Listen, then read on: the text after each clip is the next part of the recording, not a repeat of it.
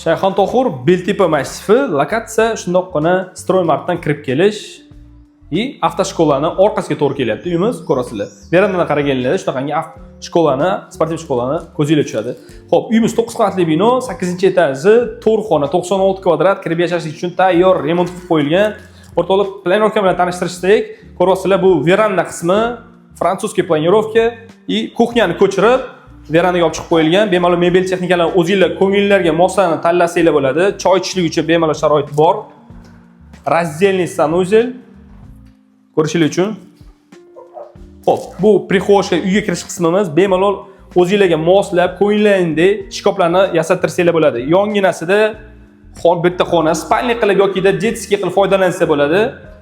Ko'ryapsizlar. To'g'riga o'tadigan bo'lsangiz, zal, mehmonjonlar uchun katta zal ko'ryapsizlar. Chiroyli qandillar ilingan, oyoqdaglar parket, radiatorlar o'rnatilgan. Kirganingizda o'ng qo'lga yuradigan bo'lsanglar, детский spalni, ya'ni bolalar yotoqxonasi. Hop, to'g'riga o'tib ketsangiz, разделный sanuzel hammomi, to есть. Buni yonginasida yana bitta yotoqxona ko'rasizlar. Ofisni xona qilib foydalansa ham bo'ladi. Xohlasanglar, oddiygina yotoqxona qilib foydalansa bo'ladi. Ko'p oilali, ko'p farzandli oila bo'lsa. Xo'p, bir tomoningizda Stroymart, ikkinchi tomoningizda Korzinka, barcha qulayliklar bor. Narxi Beltepa massivda 84 ming qo'ymoqmiz. Kelishiladigan joyi bor. Quyidagi raqamlarga aloqaga chiqib, batafsil ma'lumot olsanglar bo'ladi.